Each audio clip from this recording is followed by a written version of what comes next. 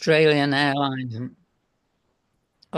Airlines and pilots in the 30s and faced extraordinary challenges, not just inclement weather and mechanical breakdowns, but terrible landing grounds, lack of navigational aids, and fire. So on many occasions, aircraft were burned by fire, often when we're refueling. The Department of Civil Aviation in Australia identified 25 incidents in the 30s involving commercial passenger aircraft, resulting in 101 fatalities. And that's quite a lot, considering that really airmail internally was in its infancy. Today, air travel is safer than driving, taking the bus or train, or walking. In 2018, 2019 and 2024, there were 38 million annual commercial passenger flights worldwide. And in the last 7 years, there have been an average of 6.3 incidents involving fatalities, with an average of 243 deaths worldwide per year. One would have to fly every day for 103,289 years to be involved in a fatal crash. Now, that's not, to me, that doesn't mean you would die, but you'd be on an aircraft which crashed. So, turning to Australian crash mail, I've selected a few of what I consider to be the more interesting ones. So if we could have the next slide, please, Frank. You all probably know of the first regular commercial airmail service in Western Australia, which commenced on the 4th of December 1921. The aircraft left Geraldton on the 5th of December, heading north to Derby, Broome and Derby, and crashed. Well, there were 3 aircraft. One of them crashed. Actually not the one carrying the mail. And the 2 pilots were killed from that aircraft.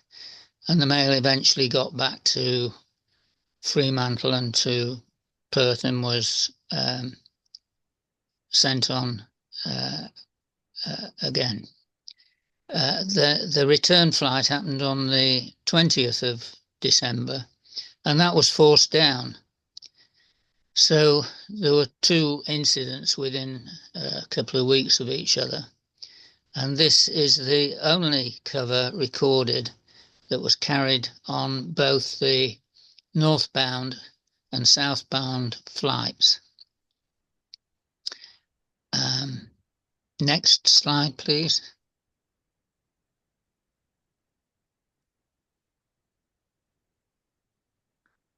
I talked about fire. Well, this was an example of in 1925 of fire destroying an aircraft. What exactly happened is not clear. It was a backfire which ignited petrol fumes, but they were so vulnerable to disasters in those days because of procedures weren't very well thought through. So the aircraft was destroyed, and very few items of mail were recovered. 2 of the items were badly damaged and accompanied by a post office letter, and then there was a 3rd cover which is owned by Ray Todd, which appears to be from this incident. because of the date stamp, but that isn't damaged and it's not accompanied by a post office letter. So quite a good job by the post office to have managed to deliver that letter, because the address is fairly limited. Okay, next one please, Frank. Again, most people, most Australian philatelists know about the Coffee Royal affair, which happened in 1929 when Kingsford Smith got lost. They took off from Richmond in New South Wales for Wyndham, and unfortunately lost their aerial, which meant that they had they couldn't communicate with radio stations. So after 22 hours in the air, pretty extraordinary anyway, they'd passed Wyndham, missed Wyndham, and eventually found a mission station and dropped a message, but misunderstood the instructions and headed the wrong way, landed, and 12 days later were found. This was not a publicity stunt, which the newspapers attempted to, well, they alleged, some of them. It was a genuine accident. And the covers were eventually taken to the UK in June by the same crew in the same aircraft, and made it to London. This is an unusual letter in that it's addressed to the Lord Mayor, and it's in remarkable condition considering its history. So next slide, please. Here we have the letter that was posted, the cover that was posted in London after they arrived, with a covering letter from Ulm, and enclosing the cover from the New South Wales dignitary. So a remarkable event. Very few covers carried on both flights. I think it's 16 in my census. And much sought after. Next slide, please. The de Havilland 80 puss moth developed a rather unfortunate reputation, in that starting in 1930, October 1930, these aircraft kept losing wings in flight. They had wing failure in flight. One of the wings would crumple and fall off because of its unstable, unworkable fixings. It's extraordinary that it went on till June 1933 with 9 incidents of wing failure, including one that killed Bert Hinkler in 1933. In 1932, a wing was lost on a flight between Sydney, Lismore and Brisbane. Thank you, Frank. And it was seen by people on the ground. The occupants were killed, and it included Les Holden, the captain. They were grounded all puss moths were then grounded, and adaptations started to be made to strengthen the wing struts. But tragic. Next slide, please.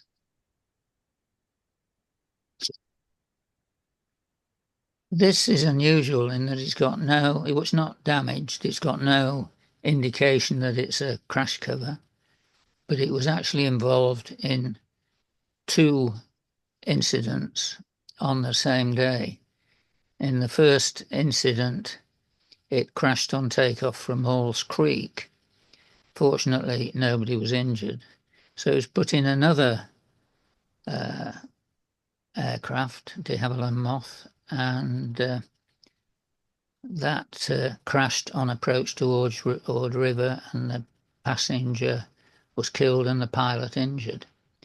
So it was involved in 2 incidents, and it's quite surprising that that's the only cover recorded. It's, at first glance, it doesn't look much, but it's very unusual history. Next one, please, Frank.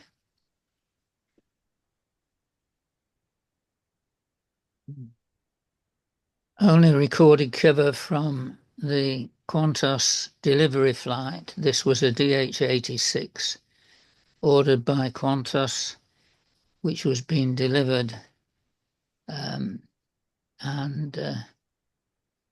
had in the back of the aircraft a spare engine. It's theorized that the engine broke loose and in any case was stored too far aft, and an aircraft which was in any way quite unstable and not easy to fly crashed and killed all those on board. This again is the only recorded cover, endorsed in pencil on the back by Hudson Fish.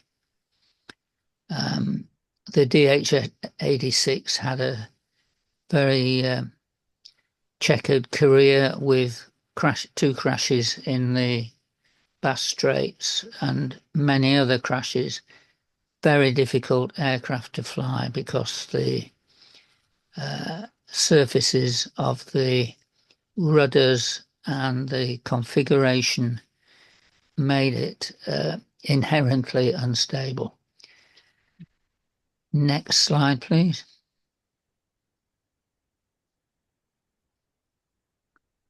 Yes, this is wonderful because here we have a cover that was carried on a flight from Tennant Creek to Alice Springs. The pilot was called Mather, and the aircraft had to make a forced landing when the starboard engine failed, because in those days the aircraft weren't built to fly on one engine. Twin-engined aircraft weren't built to fly on one engine, and therefore it had to make a forced landing. So it was so badly damaged that it couldn't continue. So somebody set out to find help 40 miles away in quite warm conditions, and they managed to meet up with somebody, and the passengers were rescued. The story goes that the aircraft was carrying a baby crocodile for the Melbourne Zoo, and the passengers ate the crocodile for lunch or maybe dinner. So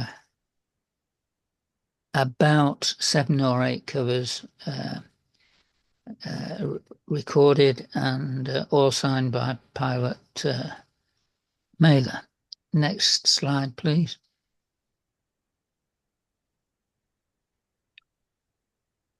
Another interesting one, not actually recorded as such by Eustace. I've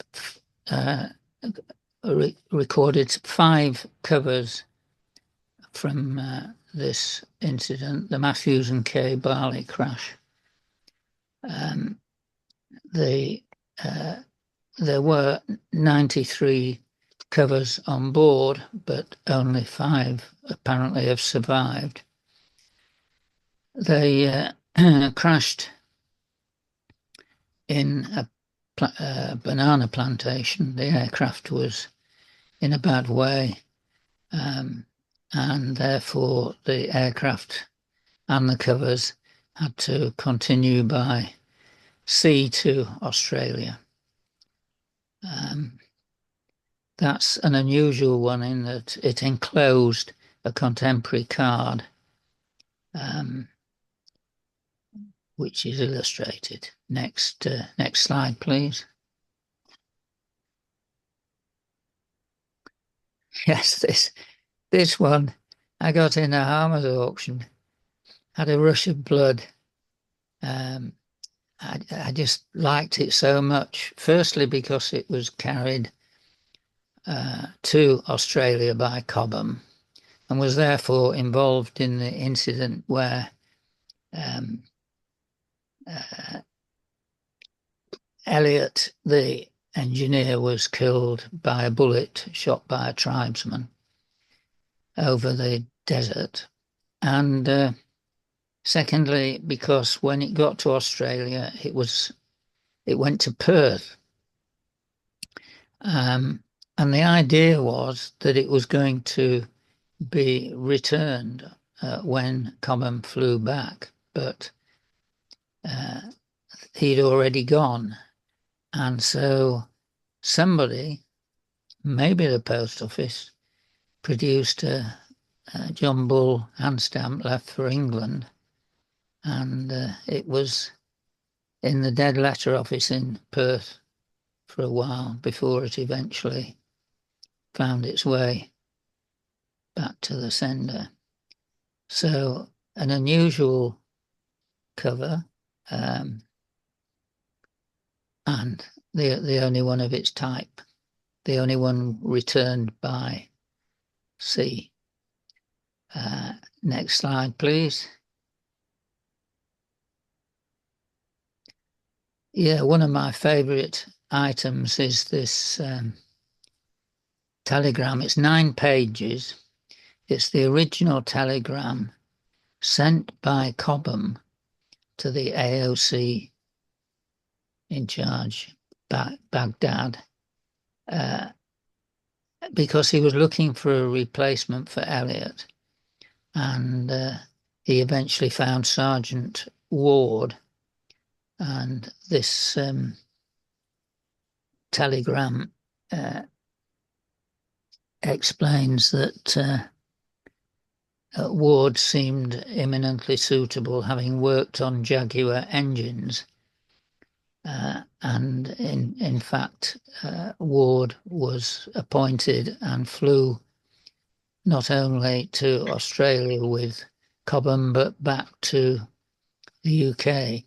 That he was such a good engineer was essential,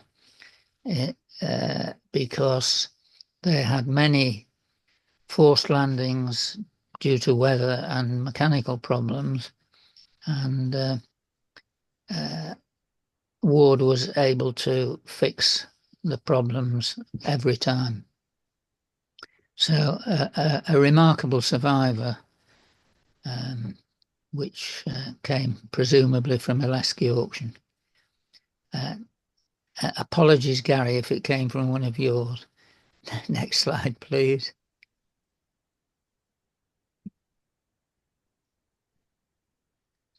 The famous Lancaster Miller flight, where Mrs. Miller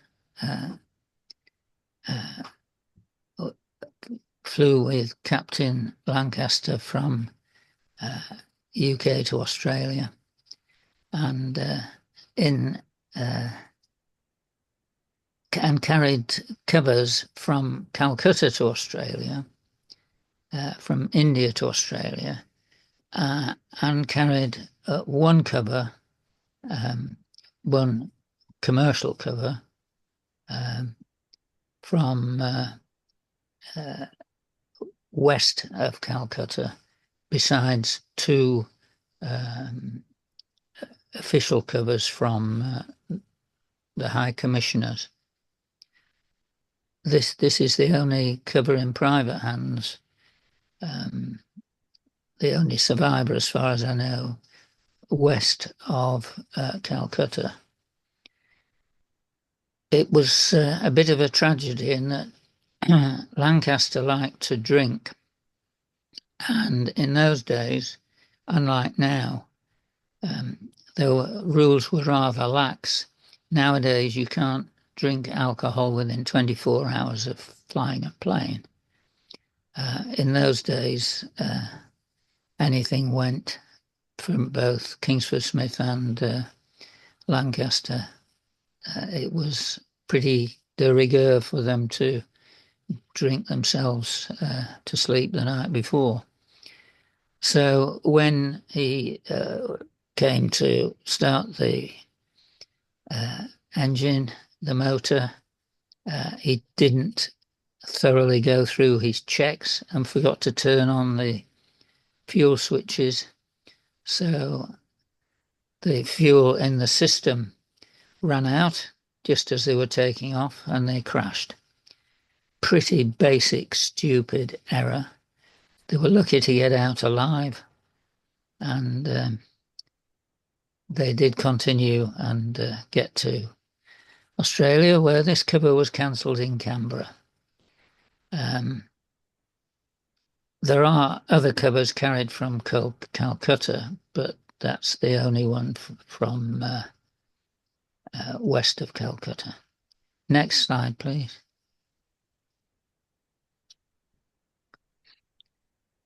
Yes, I've not seen another of these, but Bill Purvis did contrive to have this cover carried by Moncrieff and Hood, and sent it undercover to the postmaster. Not actually Bill Purvis that it's addressed to.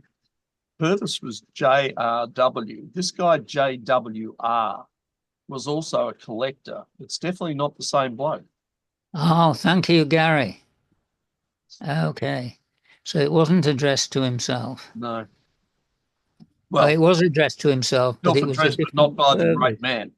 How extraordinary. I hadn't noticed that. Thank you very much. So, addressed to himself, and it obviously found its way back because it never went. The post office said that they had no permission to carry mail, therefore the cover was returned to sender. The pair were lost somewhere. There are various theories about them getting to New Zealand and crashing and all being lost, and a massive search was embarked on, but not a trace has ever been found. Next slide, please. The famous Four Swamp cover. I initially thought this was suspicious until I looked into all the history, and it turns out it's genuine. It's got no postal markings, addressed to a Commander Price, who it turns out was at Akyab for several years in various roles. Cunningham decided he was going to be the first person to fly an all-Australian-made aircraft to England, but unfortunately made a forced landing in a swamp after he left Burke because, and he hadn't even left Australia. Eventually managed to get off from Wyndham, landed in another swamp in the on the island of Flores, and then just short of Singapore landed in a mangrove swamp. Probably chose different swamps depending on the weather. Just short of Singapore, and then finally the swamp that finished him off and had him decide to retire was number 4, just off the Burmese coast, and he abandoned his attempt. Quite courageous, I think, quite persistent, but the aircraft obviously had an affinity for swamps. Next slide, please. Ah, yes, another one where it's the only one recorded of Broadbent's crash in Turkey. The problem is for him, for Kingsford Smith, and for other aviators, if you made a forced landing in Turkey, you were detained,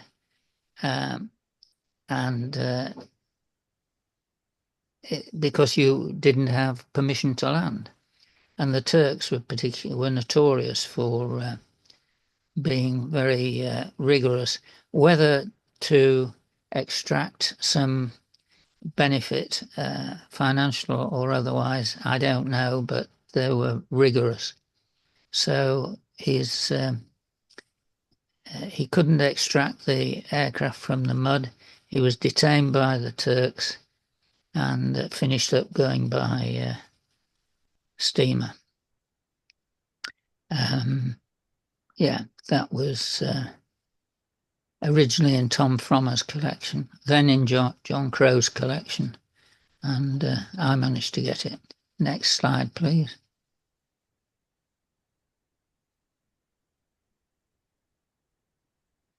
Only example recorded from Australia on this flight by Kingsford Smith, who forced landed in Turkey, and that of course ended his, although he was ahead of schedule for the record, it ended his attempt because he was kept there for 3 days. The reason he forced landed was actually carbon monoxide poisoning, not because he was drunk, as some allege, not because of any other mechanical failure, but there was a leak on the manifold, and he was succumbing to carbon monoxide fumes. The leak on the manifold was actually not discovered until he landed in Italy, and an engineer spotted it. So an unusual cover, which for which I was the underbidder at the Frommer auction and successful at the Crow auction. Next slide, please.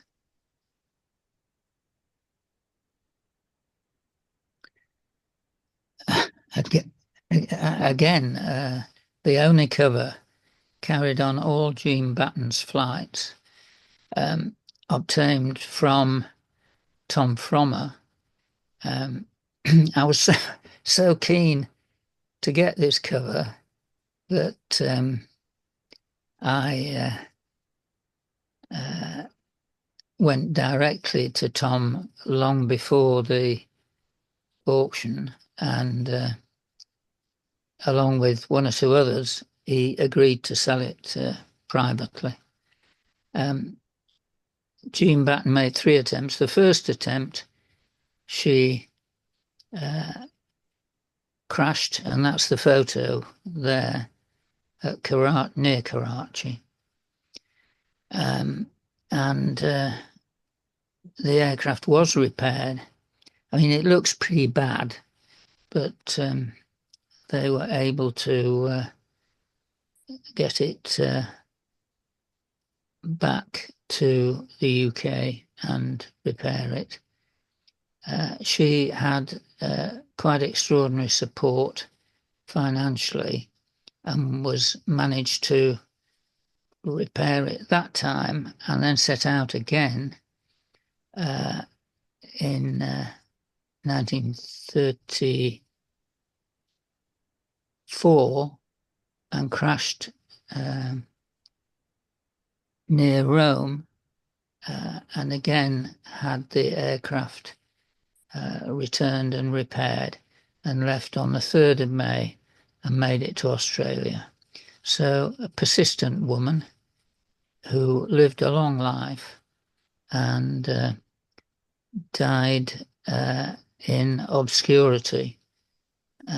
Quite extraordinary, the story that her grave was discovered later, but quite an amazing woman from the 30s, and there were several of them. So next slide, please. Okay, part 2. Next slide, please. I'd forgotten about that. Yes, this was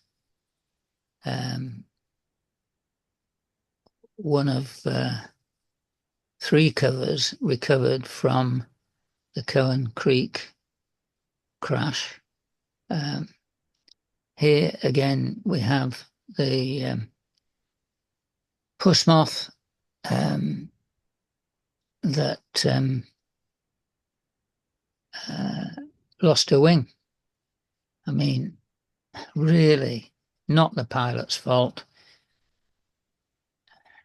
It was just a design fault on the aircraft. And there's absolutely nothing the pilot could do once a wing failed. So the pilot and the 2 passengers were killed, and the very small male from Thursday Island was recovered in battered condition. And that's one of the 3 covers. There are 3 covers and 1 ambulance cover. I've got 2 covers and 1 ambulance cover.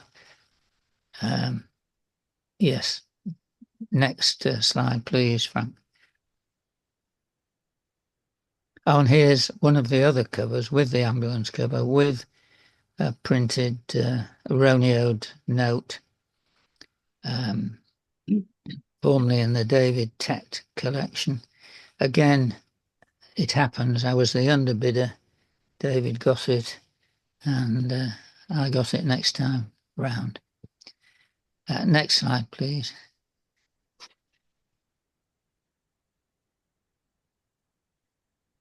Yes, an interesting story here. This ambulance cover from the DC-3 attack at Medan. It wasn't a crash. The aircraft had landed and the Japanese strafed the aerodrome and the aircraft. And the aircraft was destroyed. Some mail was recovered on its way to the forces.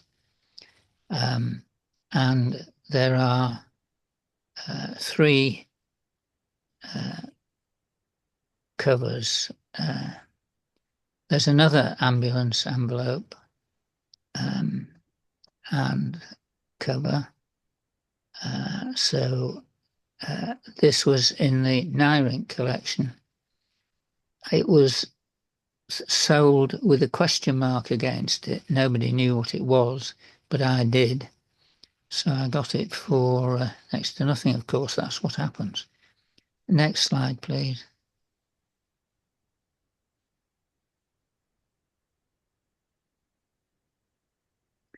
So this is one of the covers from the strafing of the DC-3 on its way to the forces in Jerusalem. And it was received on the 23rd of January.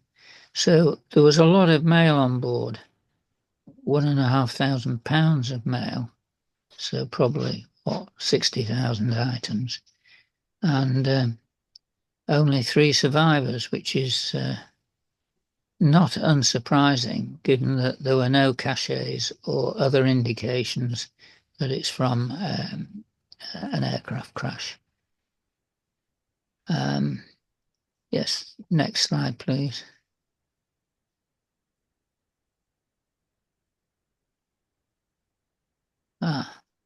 Yes, That previous statement was incorrect. There are actually 4 items of mail because I've got 3 of them. So I misunderestimated. There are 4, not 3. This one I found again with a sort of question mark opposite it. But I knew what it was, of course. And the date was right. And that was what was enclosed. Next slide, please.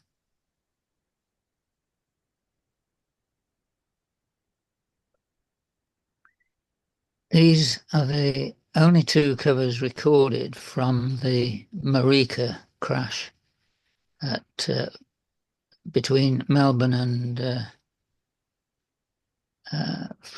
Flinders Island. The aircraft a DH-89 crashed in the sea. Almost certainly it ran out of fuel. I'm 99% sure of that.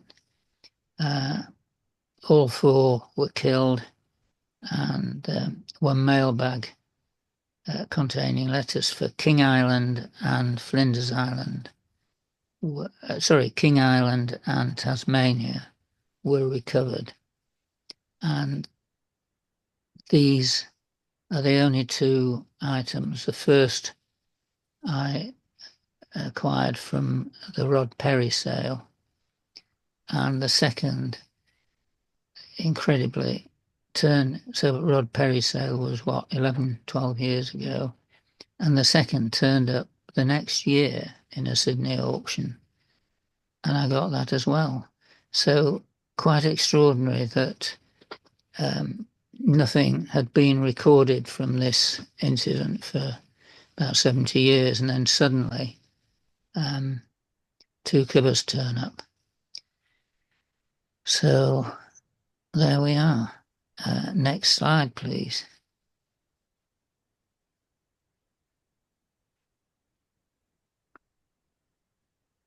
Yes, another wartime incident.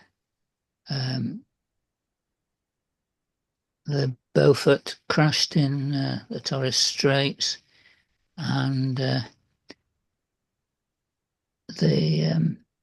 although there was no cachet on this one, there was a label on the reverse of each item recovered from this incident, and damaged mail.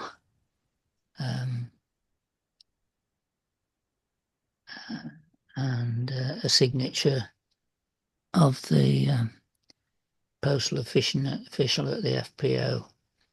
So I've recorded 5 examples of these. So there's 2 of them. I think I've got another one. So 5 altogether. Now, I'm certain that one of those came from Gary Watson. I couldn't have put my collection together. This is not a plug, but I couldn't have put my collection together without Gary Watson's various auctions. Yes, various auctions. Incredible. Next slide, please. And here's another one, which may well have come from Gary, probably did. So that's 2. So that's 3. I think that's 3 of the 5. So a map showing where the incident occurred. It's interesting that there are so few survivors of this wartime mail. Incredibly scarce. Next slide, please.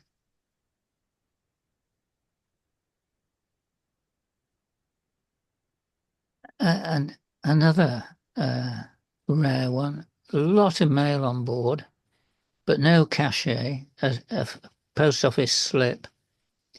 2 examples recorded. I've had this for must be 40 years, and the second one turned up, I don't know, maybe 15 years ago. And that's it, from a huge mail. So no explanation other than cachets were not used. A tragic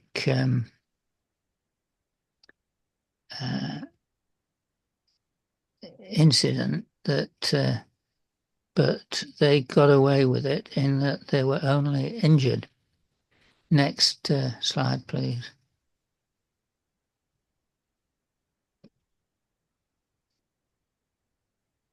Yes, more covers recovered from this one, the Sunderland flying boat. And these did get cachets and labels.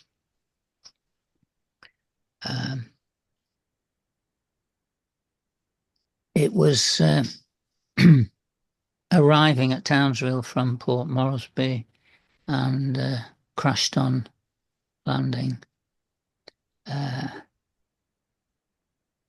It started to sink and he taxied it to the shore,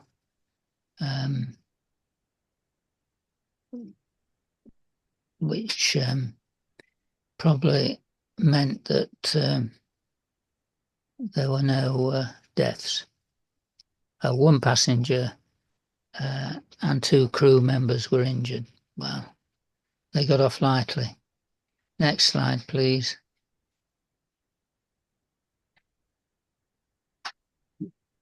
Yes, that's the only airgraph I've seen from this incident where the aircraft made was travelling from Colombo in Ceylon to Australia, to Perth via an intermediate stop on the northwest coast, and started to sink after a forced landing, so they threw out the mail and it was lost. But of course they had the film, and the duplicated film was sent immediately and then taken to Melbourne, where it was printed out and sent on to the recipient. That's the only example I've seen from that incident. Most unusual. Next slide, please.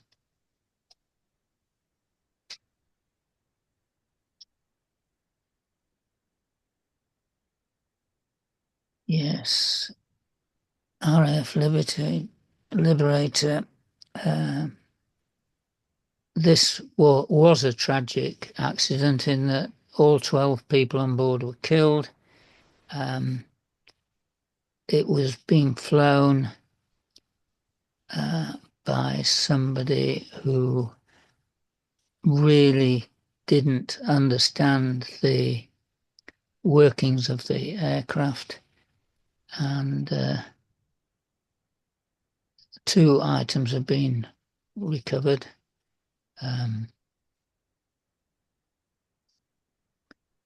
And there they are.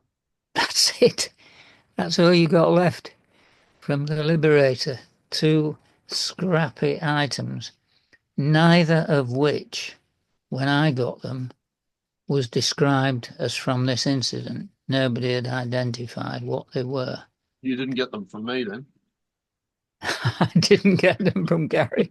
This is true. Well said, Gary. So there we go.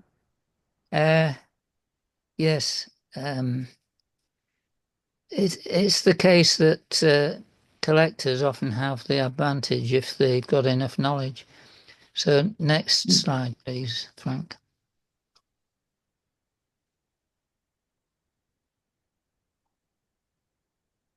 The only surviving item of mail from this tragic crash where it hit a mountain which wasn't shown at the right height on the maps, the rather crude maps that the crew were using.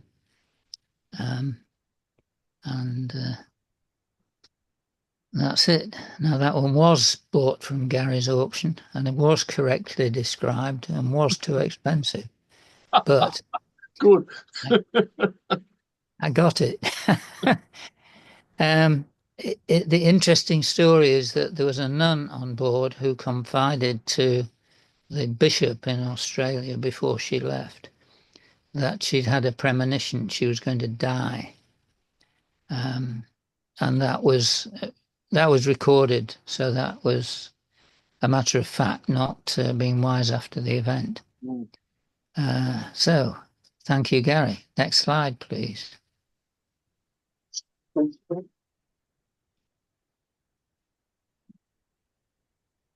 I can't remember where this came from, but it's the only cover recorded from this DC-3 crash near Perth. Again, all the 17 occupants were killed, and a couple of mailbags were dragged out by someone who lived locally, probably about 30 feet to the left. If you look at the photograph, probably ran out of his house and grabbed the mailbags before the aircraft was destroyed, because of course it would be full of fuel, having just taken off from Guildford. Nearly 2,000 items of mail salvaged from the 4,000 on board, but no cachet, no explanatory letter or label. So hence the only one. Next slide, please.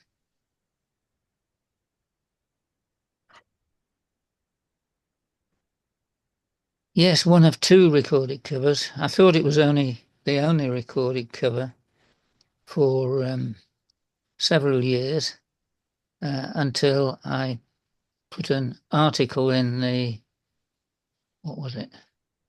Collectors Club Philatelist, I think, yes. And another one turned up in, a guy in Canada's got one with an ambulance. Expensive, right? With an ambulance envelope, and he's not willing to sell it. So that was that. And it has the same cachet recovered after accident. So only two recorded. The cachet that was in the American airmail catalogue was never used. I'm confident of that, even though it's there in the archives, Post Office archives. Probably it couldn't be found when the crash happened, or they'd forgotten. Who knows? Someone had lost it or covered it with something, so they hastily made one up and used that. But a lot of mail recovered, and only the two items survived, according to me. Next slide, please.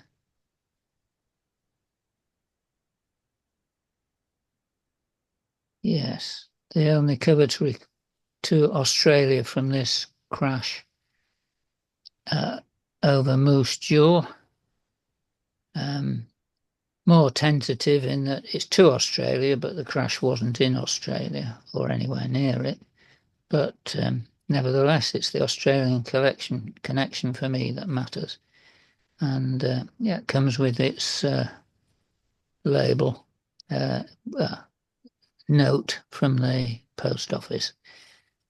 It was very unfortunate the two aircraft collided in midair, and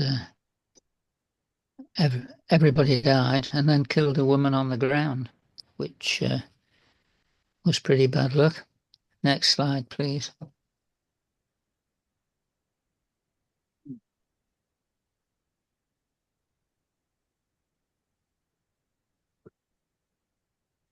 Yes, these are not uncommon. There's quite a bit of mail from this crash in Switzerland, just near the border. It had just taken off and it crashed. Russian made. Well, there you go.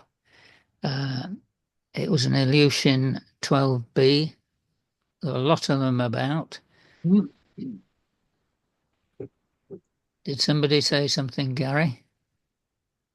Anyway, a lot of this mail carries the Olympic stamps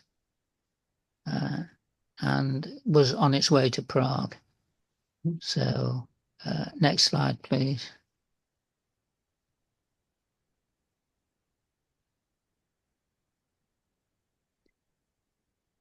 One of my favourite crashes in that nobody died, and it occurred on the same day that the chairman of Qantas was giving a speech saying that in the last X number of years and 10 million miles of flying,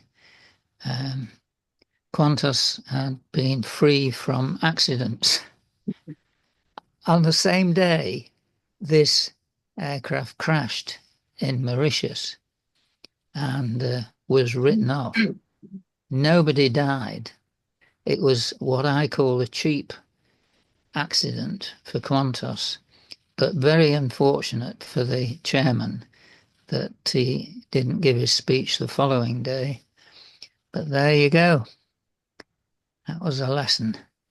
So that one's from Mauritius, more unusual because most of the mail's from South Africa, in that it was flying from Johannesburg to Port Louis. And then, of course, Cocos Island because of the distance, and then Perth. Next slide, please.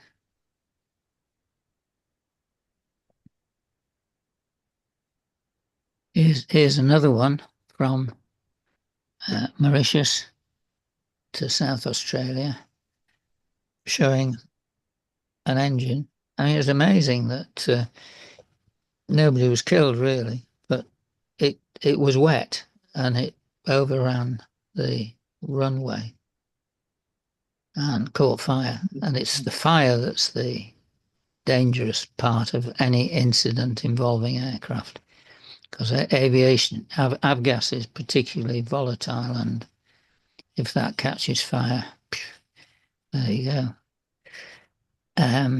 So yes, this one to South Australia.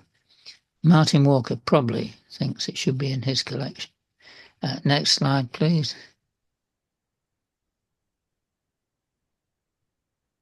No, this is the one Martin Walker thinks should be in his collection. It's the only example of this cachet on what's left of a cover from Australia, from Port Elizabeth. I like it. It's a mess. It's only about half the cover left, but it's registered. It's commercial. It's badly damaged, but what a cachet! Wonderful. Qantas with a U. Yeah. Next slide, please.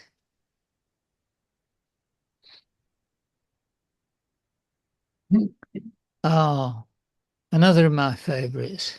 The only example to Australia. This was a very spectacular crash at Wilkes Base when the aircraft was using a jet-assisted takeoff, JATO, and crashed, killing half the people on board, and 4 items of mail are recovered, mostly to the USA, but this one is addressed to Melbourne. Love it. And to cap it all, there's an ambulance envelope and a letter, a contemporary letter. Well, I say contemporary, 15th of November. That's near enough, 6 days. Saying that the letter's arrived and you might be interested, it was involved in a crash. Next slide, please.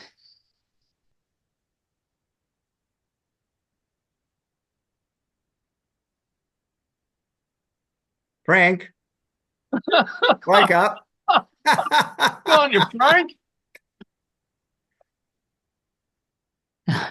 Thank you, Frank. Again, the only cover recorded from a Beirut crash of a Boeing 720. Caught fire after landing. Everybody got out. Another miracle.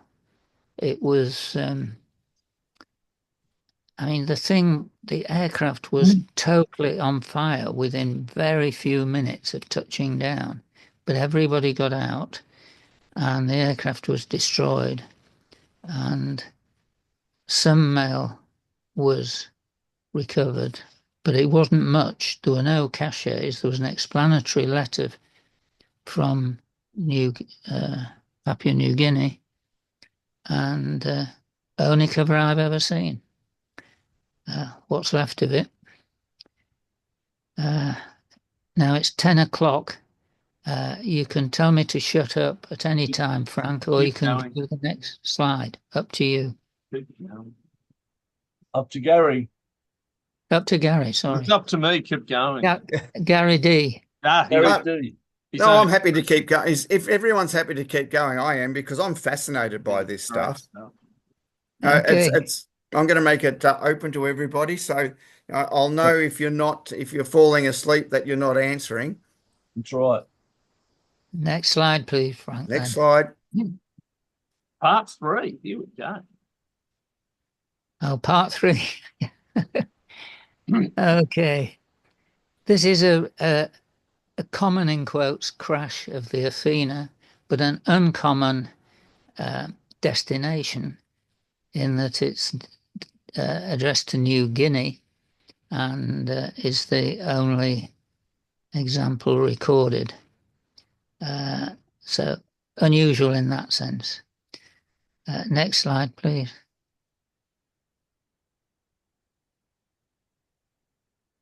Capricornus. Unusual crash in that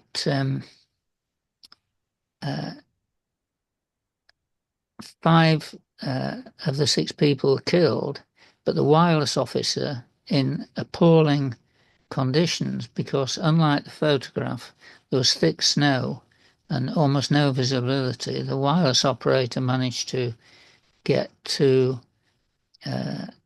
civilization and raise the alarm, and 65 bags of mail were recovered the next day. What's interesting is the survival rate is very small, less than 15 covers. Most of those are addressed to India. So Australian mail is pretty scarce. You know what's really tragic about that one, Brian? That it's missing the 1 shilling Edward VIII cent. Yes, it is. Quite correct. Yes, of course, I have almost zero interest in the stamps, Gary, as you know. Me too. But yes, good point. So another cover. Anyway, there were changes made to the systems and routes after that. That's one of the problems of flying boats flying over land. As you can see. Next slide, please. Oh, yes. There are something like 3 items, 3 survivors from this burnt out aircraft at Mascot. which was same thing, caught fire during your refueling, but they got the passengers out because they would have the passengers in the aircraft sitting in their seats whilst they were refueling. I mean, completely mad. Absolutely no idea on safety. Anyway, don't get me onto safety. Why, I ask, are all the seats in all the aircraft in all the world facing forwards when they should be facing backwards so that in a crash they're not smashing their heads against the seat in front? Enough said. Rant ended. Next slide, please.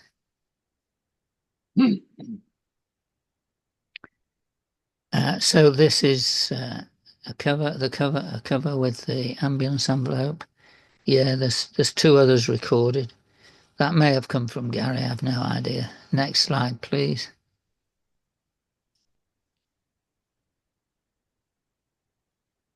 Yeah, the Catalina incident. There was crashed into the bay at Townsville.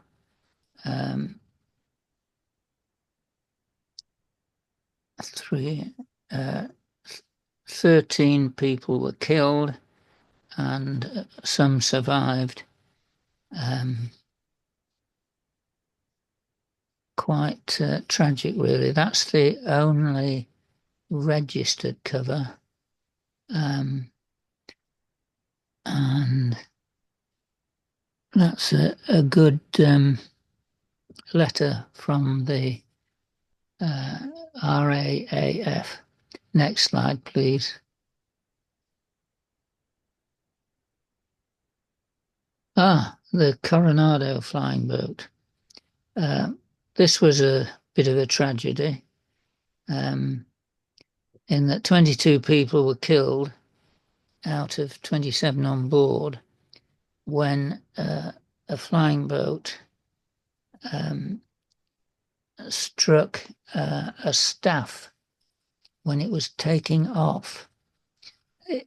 It was just tragic because it was if it had been a land aircraft, I think it would have been a different story entirely, but this was a flying boat, so people were killed. So there are two of the three recorded items from that. So it's a Pacific item, really. Gilbert and Ellice Islands. And why it's in this collection is that it was addressed to, one was addressed to Brisbane and one was addressed to New Caledonia. So that's within my purview. Next slide, please.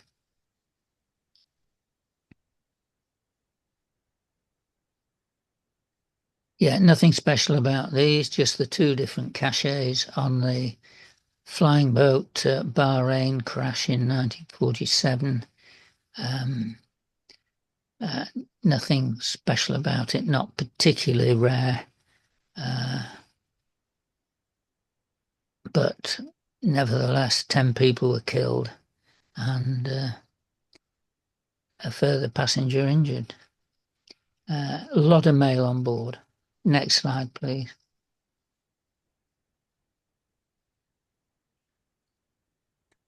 I love this hijack. It was going an unusual route, Paris, Amsterdam, Tokyo, Alaska. Quite unusual. And it was hijacked in, where was it? Dubai or whatever. And the pilot was forced to fly to eventually to Libya, where the aircraft was blown up by the hijackers, but the people were allowed to get off. There are no covers recorded to Australia. There are a few to New Zealand. but there is one post office explanatory label, I think it's ex-Nyrink. That's the only item I've seen from that crash. And there's a letter from Japan Airlines giving the list of the crew. So that was dated 1973. So I wrote in the same year to Japan Airlines, being nobbut a lad, to get the story, because of course there was no internet. No bad thing. Next slide, please, Frank.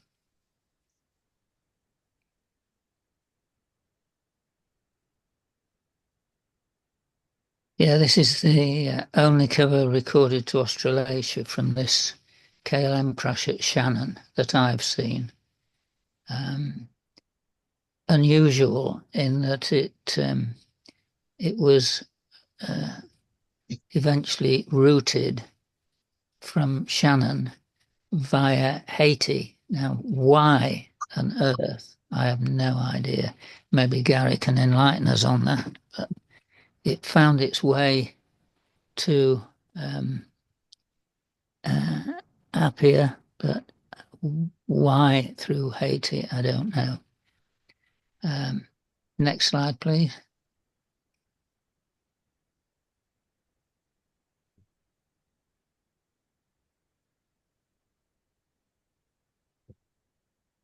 One of two examples. I say one of two examples because Nelson Eustace said there was a cover, and I don't think it was this one. So to cover myself, I'm saying there's another cover from this crash, because it was listed by Nelson quite early on in his series. So there may be another. Well, we may. The thing about these crash covers is that there's always the possibility of another one turning up. That's what's great. You think there aren't any covers from a crash, and one turns up or two turn up. You think there's only one, and another one turns up. So it's. I don't think it's a coincidence that one turns up and then a year later another turns up, as happened with the 1942 Marika crash. Next slide, please.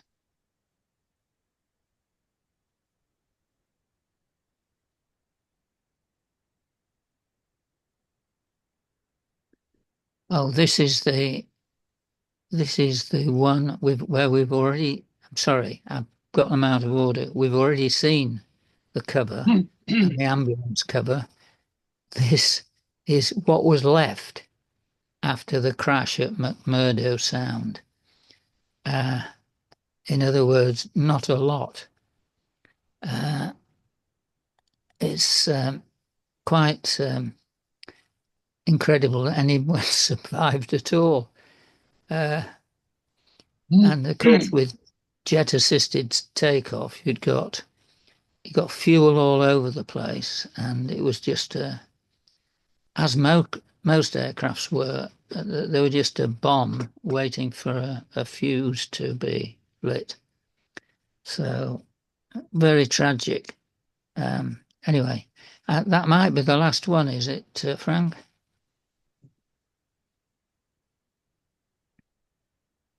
Or is there another? Oh, yes, the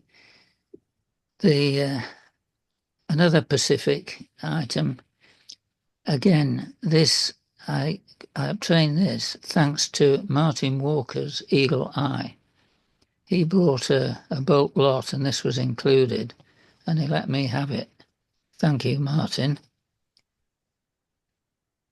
It's either the only one or one of two recovered from this Boeing 707 crash, because there was a label from Honolulu, but no cachets. There's an ambulance envelope, a cover, and a label.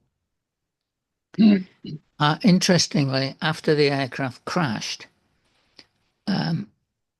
virtually everyone was alive, but they couldn't open the door at the front of the cabin. And only 4 out of 97 people survived because they couldn't get that door open.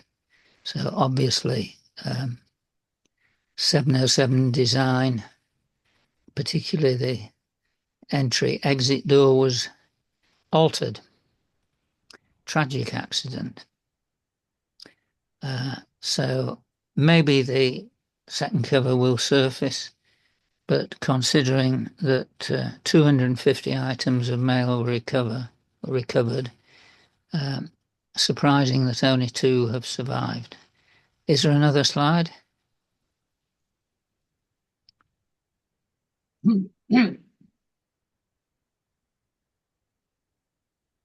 Oh, that's simply the aircraft after it was. The aircraft wasn't burnt out, but the fumes and smoke is what killed people, and that's showing where the aircraft was relative to the glide path, and the label from the Honolulu post office. Is that it, or is there another?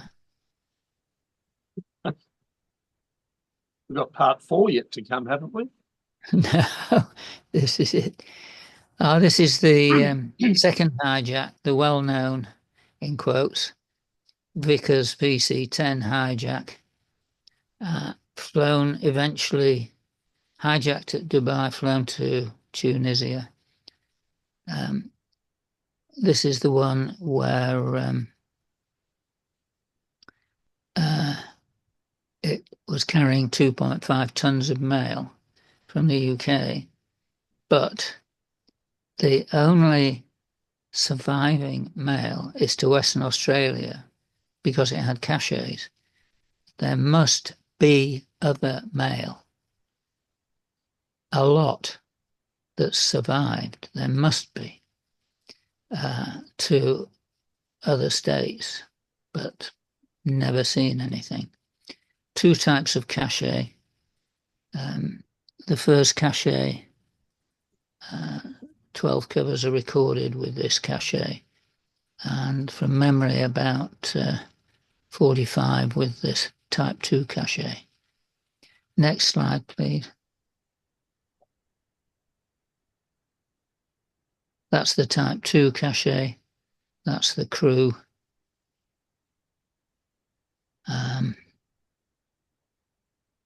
Extraordinarily, the Tunisians released the hijackers, but those were different times, and I think the captain, Jim Fulcher, deserved every award and medal he got because he was the one who dealt with the whole thing calmly over a long period of time, didn't lose his cool, and thought only of the passengers. So absolutely fantastic. So 42 recorded. That may now be 45, up to 45. These keep popping up. There are probably about 60 of them, but my census shows maybe 43 or 44. Another slide if there is one, if not, that's it. Oh, that's the registered cover from the same hijack. It's the only one recorded. Was in the Darrell Kibble collection. He sold it to me. Is that it? Yep. Thank you very much, Frank. Well, I'm astonished. This is an extraordinary collection. And the thing that, for me, and for all of us as collectors, there are so many incidents and yet so few have survived. Now, half the covers are in very distressed condition purely because of the incident that they've got to. But the thing that we've seen tonight is, there's only one example known, or here's 3 examples known. And it's really extraordinary that some of them even survived at all. Some of the earlier ones that Brian showed, they just look like normal covers. And you think, well, how did you actually recognize that these were from an aircraft or air crash incident? And I think that goes back to a lot of research more than anything else, and a bit of luck. But that's just me thinking about it. Maybe there's more to it than that, but certainly recognizing some of these items is going to be quite difficult. The thing that sort of stands out for me is the social history behind each of these, and tragically, the number of people who didn't get through or didn't survive. I know my grandfather and my father were flying aircraft in this time frame, and I know my dad was lucky to survive a number of times. So, Brian, thank you very much. This is an extraordinary collection. It's taken so many years to get to this point.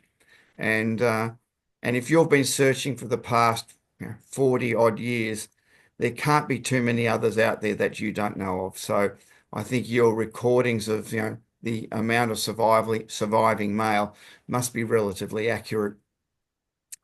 So on behalf of everyone who's here, I'd like to give Brian a round of applause. We can do that via Zoom. We'll give him a clap. And I thought this was an extraordinary collection, and I think we're pretty privileged to be able to see it. And it was actually easily done on Zoom. And I think this is going to be the future of how we present collections, moving forward. I'm going to get back to some of the more formal parts of the meeting.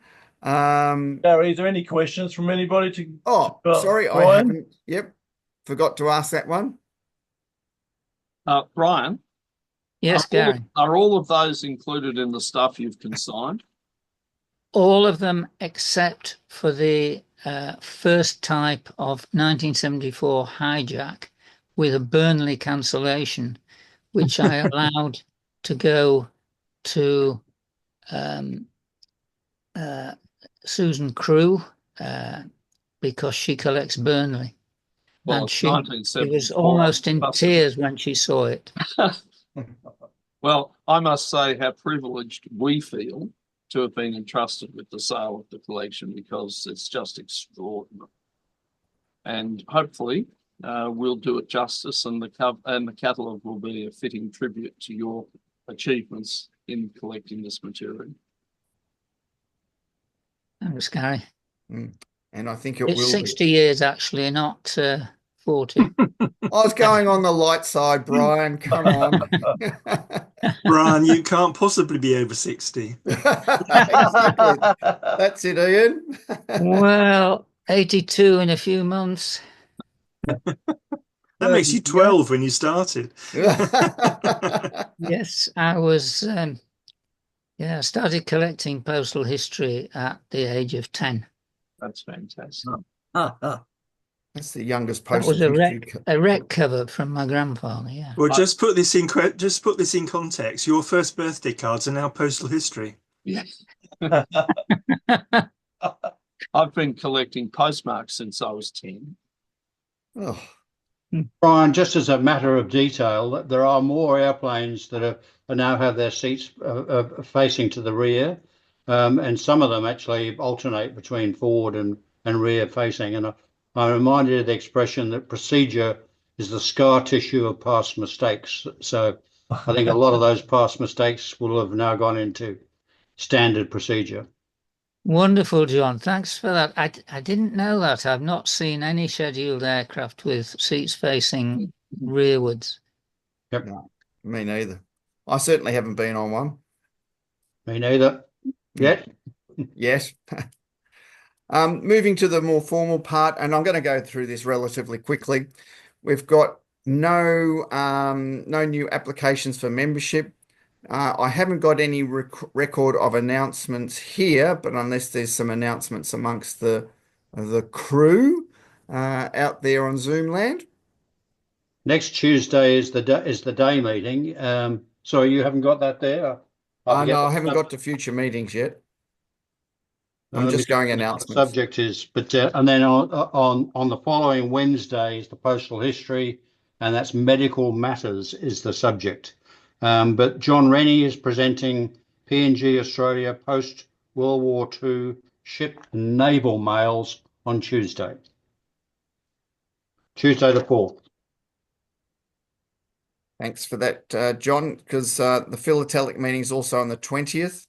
Starts at 7 with wine and cheese, and 7:30 Mark Desario with Victorian Postal Stationery Miscellany, which I think is going to be a treat because Mark's got a great collection to go with that as well. The library afternoon is also on the 20th, and that starts at 2 o'clock. I've got no other general business here. Is anybody else comments or anything else to announce? If not, I'll declare the meeting formally closed, and we can have a brief discussion now. Can I just inquire about the progress of the 2 books? They're at the printers. I'm waiting for the proof of the book to send to the authors to have a look for it. Look at it before it gets printed. Okay, thank you, Frank. Might send it to the chairman of the publications committee too. I only get 1 copy. Sorry. I wasn't sure if everybody had heard about